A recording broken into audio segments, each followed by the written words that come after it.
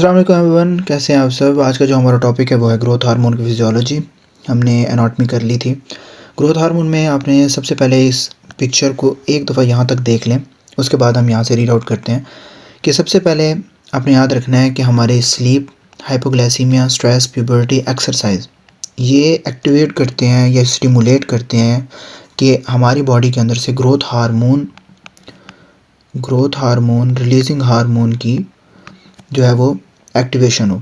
जब ये इसको एक्टिवेट करते हैं आपके हाइपोथैलेमस से, तो ये क्या करता है, ये एंटीरियर पिट्यूटरी को जो है वो मैसेज देता है और एंटीरियर पिट्यूटरी क्या रिलीज़ करता है, आपका ग्रोथ हार्मोन। ठीक है, यहाँ तक आपको पता होना चाहिए। अब ये किस तरीके से कौन कौन सी चीज़ें वो पॉजिटिव फीडबैक देती हैं, कौन सी नेगेटिव फीडबैक, इनको हम डिटेल से देखेंगे। Growth hormone is also called as somatotropin secreted by anterior pituitary, सबको पता है। सोमैटोट्रोपिन को क्यों कहते हैं, because it is a peptide hormone.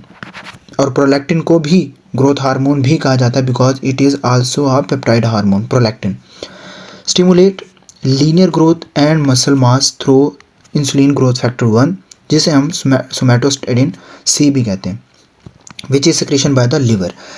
याद रखें कि जो ग्रोथ हार्मोन होता है इसके दो एक्शंस होते हैं, एक डायरेक्ट होता है और एक क्या होता है, इनडायरेक्ट। अब आपको पता है कि जो डायरेक्ट एक्शन होता है ना, यहाँ पे देखें, ये डायरेक्ट एक्ट कर रहा है एडिपोज टिश्यूज़ के ऊपर, ऐसी है ना। डायरेक्ट का मतलब होता है खुद जाके एक्ट करना, और इनडायरेक्ट का मतलब होता है किसी के थ्रू करवाना। और किसी के थ्रू क्या मतलब है, IGF-1, इंसुलिन ग्रोथ फैक्टर 1। और इंसुलिन ग्रोथ फैक्टर 1 कहाँ से एक्टिवेट होता है, जब ग्रोथ हार्मोन लिवर के ऊपर आता है। यहाँ लिवर पे ग्रोथ हार्मोन के क्या पड़े होते हैं, रिसेप्टर।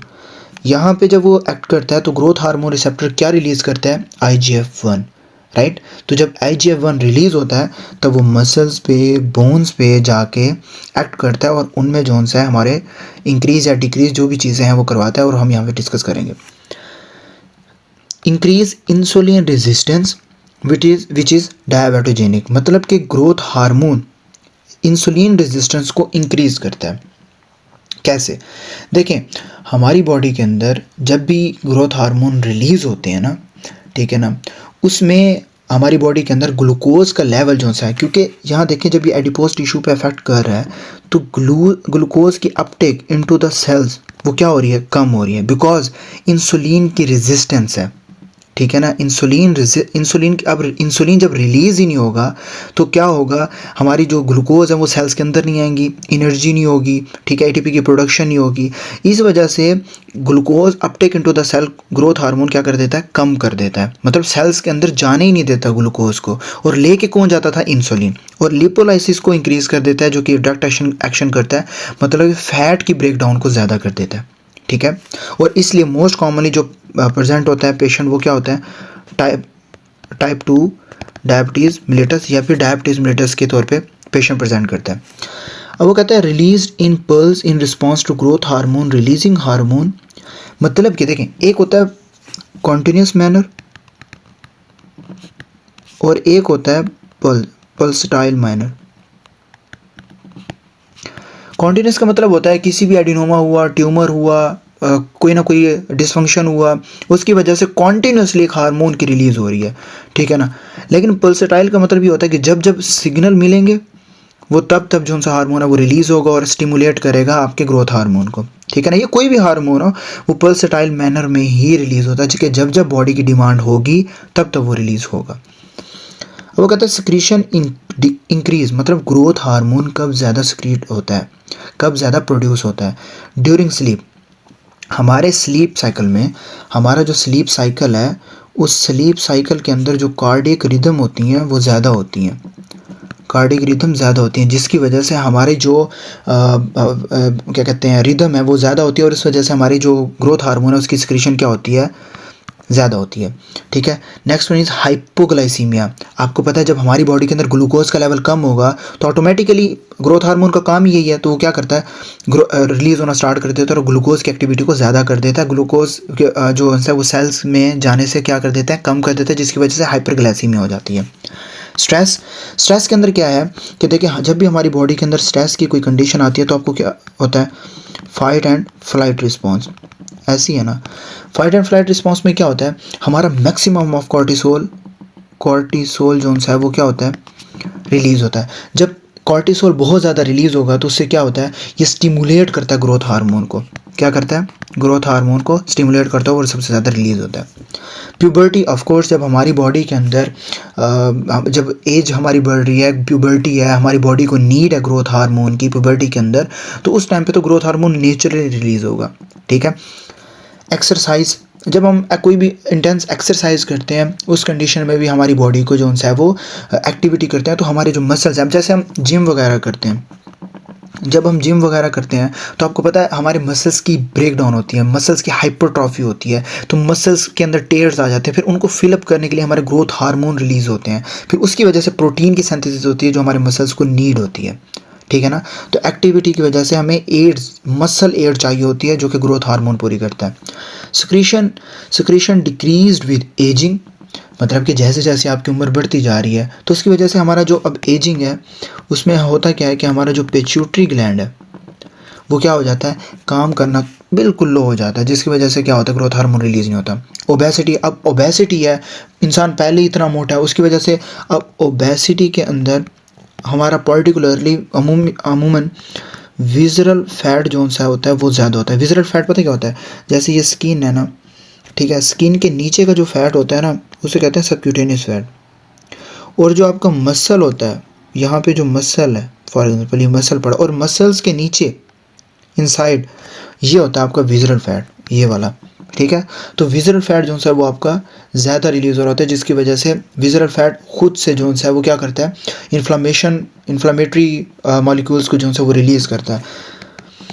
इन्फ्लामेटरी मॉलिक्यूल्स को क्या करता है, रिलीज़ करता है। जब इन्फ्लामेटरी मॉलिक्यूल्स रिलीज़ होते हैं वो क्या करते हैं, इनहिबिट कर देते हैं आपके ग्रोथ हार्मोन्स को। ठीक है। हाइपरग्लाइसीमिया, मतलब अगर हमारी बॉडी के अंदर ग्लूकोज का लेवल बहुत ज़्यादा हो चुका है तो वो ऑटोमेटिकली क्या कर देते हैं, इनहिबिट कर देते हैं। देखिए यहाँ पे लिखा हुआ एजिंग, ओबेसिटी, हाइपरग्लाइसीमिया क्या कर रहे हैं, नेगेटिव फीडबैक दे रहे हैं। सोमेटोस्टेटिन या सोमेटोमीडियन एनालॉग जोन्स जितने भी हैं, regulatory molecule secreted by the liver in response to growth hormone acting on target tissue, कि ये जितने भी होते हैं ना सोमेटोस्टेटिन या सोमेटोमीडियन, ये हमें हमारे लिवर से जो है वो रिलीज़ होते हैं जब हमारा ग्रोथ हार्मोन, आपको पता है यहाँ पे मैंने बताया कि जैसे ग्रोथ हार्मोन हमारे लिवर पे आता है तो ग्रोथ हार्मोन रिसेप्टर एक्टिवेट होते हैं और वो इंसुलिन ग्रोथ फैक्टर को क्या करते हैं, रिलीज़ करवाते हैं। ठीक है। तो ये होता है। इसके बाद आ जाता है excess secretion of growth hormone. For example अब देखें पिट्यूटरी एडिनोमा हुआ, उसकी वजह से क्या हुआ, ग्रोथ हार्मोन मतलब कॉन्टिन्यूस मैनर में रिलीज़ हो रहा है, जिसकी वजह से ये क्या कर देते हैं, एक्रोमेगाली। एक्रोमेगाली किसके अंदर करेंगे, एडल्ट्स के अंदर, और जैगेंटिज्म करवाएंगे चिल्ड्रन के अंदर। ठीक है ना। इसे गैगेंटिज्म पढ़ें, जैगेंटिज्म पढ़ें, आपकी मर्जी है। ठीक है ना। अब एडल्ट्स के अंदर एक्रोमेगाली कैसे होती है, जैगेंटिज्म चिल्ड्रन में कैसे होता है, कि हमारी एपिफाइजल प्लेट होती हैं उन पे जाके ये एक्ट करता है ग्रोथ हार्मोन, जिसकी ग्रोथ करवाता रहता है। लेकिन ये एक्रोमेगाली जब हम पढ़ेंगे उसके अंदर हम डिटेल के साथ डिस्कस करेंगे ग्रोथ हार्मोन कैसे एक्ट करता है हमारी बोन्स के ऊपर, उनकी जो है वो रिलीज़ करवाता है हमारी, और उनकी बोन की ग्रोथ करवाता है। अब वो कहता है ट्रीटमेंट में हम करेंगे सोमेटोस्टेटिन एनालॉग, ठीक है, ऑक्टेरोटाइड वगैरह करेंगे जो इसकी जो सा रिलीज़ है उसको रोके, और हम सर्जरी करेंगे अगर एडिनोमास वगैरह हैं पड़े। ठीक है। एक दफ़ा यहाँ पे अगर ये आप पिक्चर देखें तो यहाँ पे है, देखें ये डायरेक्ट एक्शन कर रहा है एडिपोज पे ग्लूकोज के अपटेक, क्योंकि इंसुलिन रेजिस्टेंस, और इंक्रीज़ कर रहा है लिपोलाइसिस को, फैट की ब्रेकडाउन। अब यहाँ पे जो लिवर है यहाँ से आपका इंसुलिन ग्रोथ फैक्टर 1 रिलीज़ हुआ, तो ये क्या कर रहा है, पॉजिटिव मतलब एक्ट कहाँ कर रहा है, मसल्स के ऊपर, और यहाँ पे क्या कर रहा है, अमाइनो एसिड्स की अपटेक और प्रोटीन सिंथेसिस की को इंक्रीज़ कर रहा है, राइट। और ये तो है भी ज़रूरी, ठीक है, क्योंकि एक्टिविटी के अंदर हमेशा हमारे मसल्स को प्रोटीन की बहुत ज़्यादा ज़रूरत होती है। ठीक है ना। तो यहाँ पे प्रोटीन्स हमारे जाके मसल्स के अंदर स्टोर होते हैं। ठीक है। अब बोन्स के ऊपर क्या है, हमारी बॉडी के अंदर जो लीन बॉडी बनती है, बॉडी मास इंक्रीज़ होता है, वो किसकी वजह से होता है, हमारी बोन्स की वजह से होता है। ठीक है ना। जब हमारी बॉडी के अंदर एनाबॉलिक इफेक्ट होता है, कैटाबॉलिक इफेक्ट होता है, तो उसमें हमारी बोन्स जो से वो मास इंक्रीज़ होता है। इवन दो जब डायरेक्टली भी एक्ट कर रहा होता है तब भी बोन्स पे एक्ट करता है, और लीन बॉडी और बोन की जो है वो ग्रोथ करवाता है। यहाँ पे अमाइनो एसिड की अपटेक को इंक्रीज़ करता है, प्रोटीन सिंथेसिस के इंक्रीज़ करता है बोन्स में भी, डीएनए आरएनए सिंथेसिस, कोलाइटिन सल्फेट, कोलेजन प्रोटीन है जो स्ट्रक्चर आपकी जो सी है एबिलिटी देता है, जो मेंटेन करके रखता है स्ट्रक्चर को, कोलेजन प्रोटीन। और सेल साइज़ और नंबर्स को क्या करता है, हमारी बॉडी के अंदर मेंटेन करके रखता है और ये इंक्रीज़ करता है, ठीक है ना। जब सेल साइज़ इंक्रीज़ होगा, नंबर इंक्रीज़ होंगे, उसी वजह से हमारी बोन की जो है वो ग्रोथ होगी, ठीक है। So this is all about growth hormone. Next आ जाता है आपका antidiuretic hormone. Antidiuretic hormone में अपने इंपॉर्टेंट चीज़ याद रखनी है, इसको हम कहते हैं वैसोप्रेसिन। आपको पता है कि जब भी हमारी बॉडी के अंदर एंटी डायरेटिक हार्मोन रिलीज़ नहीं हो रहा होता, तो आपने कहीं ना कहीं सुना होगा कि यार इसको वैसोप्रेसिन दे दें या वैसोप्रेसिन एनालॉग दे दें, ठीक है ना, जो कि हमारे एडीएच होता है, उसको दूसरा नाम होता है एडीएच, ठीक है, जो हमारी बॉडी के अंदर क्या कर रहा होता है, वाटर की रिटेंशन करवा रहा होता है, ठीक है। जब वाटर की रिटेंशन होती है हमारी बॉडी के अंदर, तो ऑफ कोर्स जो हमारी यूरिन और सीरम की ऑस्मोलैलिटी है उसको बैलेंस करके रखता है। इसका सोर्स क्या है बेसिकली, देखें एडीएच के अंदर ना मोस्ट इम्पॉर्टेंट चीज़ होती है कि हमारी सेंट्रली किस तरीके से प्रोड्यूस हो रहा है, नेफ्रोजेनिक किस तरीके से एक्ट कर रहा है, ठीक है ना। अब दो चीज़ें आपने याद रखनी है, इसके अंदर दो रिसेप्टर्स होते हैं। पहले देखें सिंथेसाइज इन हाइपोथैलेमस, मैंने आपको पीछे भी बताया था कि कहाँ से रिलीज बनता है, सुप्रा ऑप्टिक एंड पैरावेंट्रिकुलर न्यूक्लाई से। और इसके साथ साथ क्या चीज़ होती है आपकी, ऑक्सीटोसिन भी हमारा कहाँ पे बनता है, हमारा पोस्टीरियर पिट्यूटरी से, राइट। अब पोस्टीरियर पिट्यूटरी में तो हमारा स्टोर्ड होता है, ये स्टोर्ड होता है, स्टोर्ड एंड सिक्रीटेड, ये बनता नहीं है, बनता हमारा कहाँ पे है, सुप्रा ऑप्टिक एंड पैरावेंट्रिकुलर न्यूक्लाई, ठीक है ना, जिनसे हमारे न्यूरॉन्स होते हैं, न्यूरोफाइसिन्स, वो इनको लेके आते हैं हमारे हाइपोथैलेमस में बाय पोस्टीरियर पिट्यूटरी, ठीक है। अब फॉर एग्जांपल ये पोस्टीरियर पिट्यूटरी में पड़े हैं। अब फंक्शन क्या है इसका, देखें रेगुलेट करता है ब्लड प्रेशर पे। अब दो चीज़ें याद रखनी, एक होते हैं V1 रिसेप्टर, ठीक है, और एक होते हैं V2 रिसेप्टर। जो V1 रिसेप्टर्स होते हैं वो आपके पड़े होते हैं ब्लड वेसल्स पे, और V2 पड़े होते हैं आपके किडनी पे, आपके ऑर्गन्स पे, ठीक है। V1 रिसेप्टर पे जब ये एक्ट करता है तो क्या करवाता है, वैजो कंस्ट्रिक्शन। और जब किडनी के ऊपर पड़ा होता है तो क्या करता है कि ये एक्वापोरिन चैनल्स को मेम्ब्रेन के अंदर इन करते हैं। एक्वापोरिन चैनल्स सेल मेम्ब्रेन की जो है वो अंदर जाता है, ठीक है। जब एक्वापोरिन चैनल हमारे सेल्स के अंदर जाते हैं तो वो क्या करता है, रिसेप्टर्स के साथ बाइंड होता है, क्या करता है, बाइंड टू रिसेप्टर्स, कहाँ पे, हमारे कलेक्टिंग डक्ट्स के अंदर, और क्या करता है, वाटर की रिटेंशन। और ये दोनों कब एक्टिवेट होते हैं, जब हमारी बॉडी के अंदर बीपी का लेवल क्या हो जाता है, डिक्रीज़ हो जाए, हमारी बॉडी के अंदर हाइपोटेंशन हो जाए, तो ये बॉडी के अंदर जाके क्या करवाता है, हमारे वाटर की रिटेंशन करवाता है, हमारे बीपी को जो है वो मेंटेन करता है, वाटर की जो है वो रीअब्जॉर्प्शन करवाता है, वाटर को बैलेंस करता है, बीपी को बैलेंस करता है, ऑस्मोलैलिटी को बैलेंस करता है।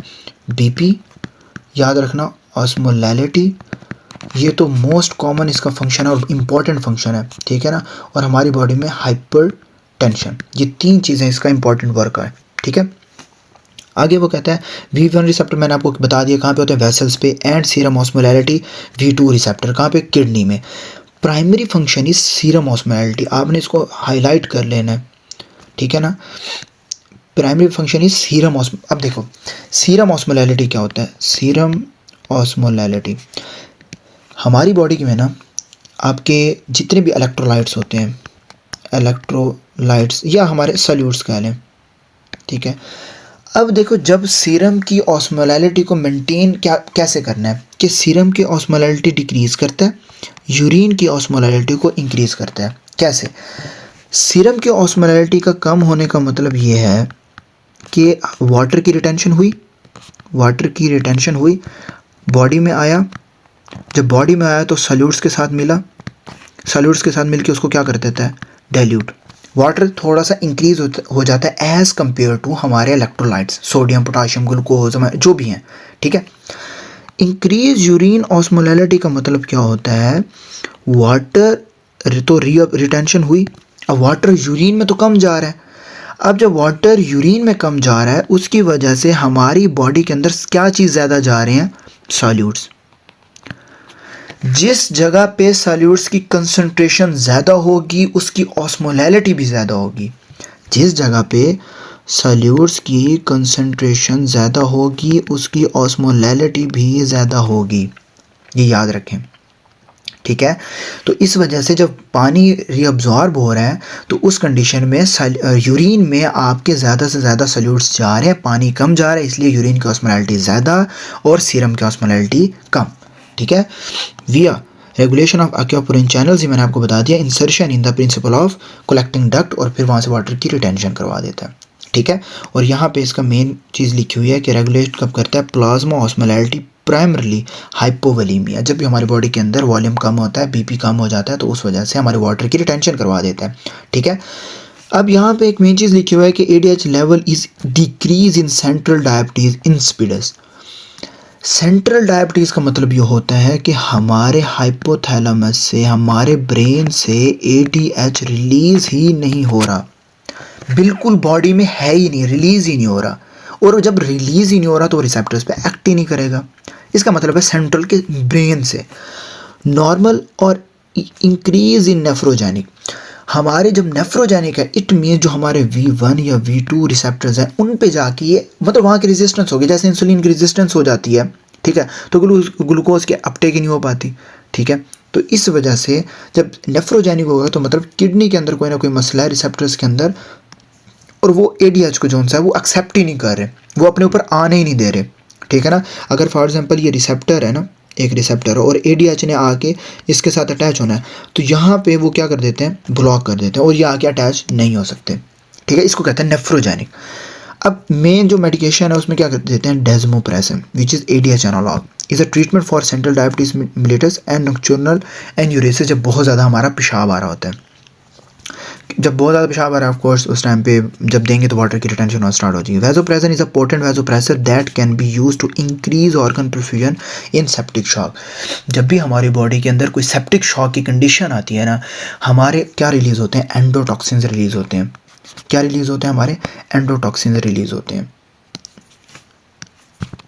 क्या रिलीज़ होते हैं, एंडोटॉक्सिन्स, और वो क्या करते हैं, इन्फ्लेमेटरी जो मीडिएटर्स हैं उनको क्या करते हैं, रिलीज़ करवाते हैं। जब इन्फ्लेमेटरी मीडिएटर्स रिलीज़ होते हैं तो वो क्या करवाते हैं, वैसोडाइलेशन करवाते हैं। जब हमारी बॉडी में वैसोडाइलेशन होगी तो BP डाउन होगा या नहीं होगा, राइट। तो जब वेस्कुलर ट्यून जोन सा है हमारी बॉडी के अंदर जो सिस्टमिक वैसोडाइलेशन हो जाएगी तो उसकी वजह से क्या हो जाएगा, ये कैपिलरी लीक्स होना स्टार्ट हो जाएंगे, तो BP क्या हो जाएगा, कम हो जाएगा। जब BP कम होगा तो उसकी वजह से हमारे ADH को मैसेज मिलेगा और जो वैसोप्रेसिन है, और वहाँ से जब ADH रिलीज़ होगा तो वो क्या करेगा ADH कि हमारे जो वैसोप्रेसिन है वो V1 रिसेप्टर्स पे क्या करेंगे, V1 जो हमारे वैसोप्रेसिन है वो हमारा कहाँ एक्ट करेगा, V1 रिसेप्टर्स पे एक्ट करेंगे, क्या करवाएंगे, वैसो कंस्ट्रिक्शन जब करवाएंगे तो क्या कर देंगे, हमारी आर्टरीज़ को क्या करते हैं, कंस्ट्रिक्ट करवा देंगे और BP क्या हो जाएगा, मेंटेन हो जाएगा, ठीक है। So this is all about ADH। आप ये एक दफ़ा इमेज भी देख लेंगे तो आपको सारी समझ आ जाएगी। सो दिस इज़ ऑफ इट। अब टुडे जो है हमने ग्रोथ हार्मोन और ADH को पढ़ा स्टडी किया, ठीक है। और ये इंपॉर्टेंट टॉपिक है, फिजियोलॉजी आपको आनी चाहिए, क्योंकि नेक्स्ट जब हम पैथोलॉजी के अंदर सेंट्रल डायबिटीज़ इंसिपिडस और नेफ्रोजेनिक, या फिर हम जब एक्रोमेगाली और जैगेंटिज्म पढ़ेंगे तब आपको, और जब हाइपोथायराइडिज्म भी पढ़ेंगे या इंसुलिन का भी पढ़ेंगे फंक्शन डायबिटीज़ में, तब ये बहुत ज़्यादा यूज़ आते हैं, आपको इसका नॉलेज होना चाहिए। नेक्स्ट इंशाल्लाह हम प्रोलैक्टिन स्टार्ट करेंगे, तब तक के लिए अपना बहुत ज़्यादा ख्याल रखिएगा। अल्लाह हाफिज़।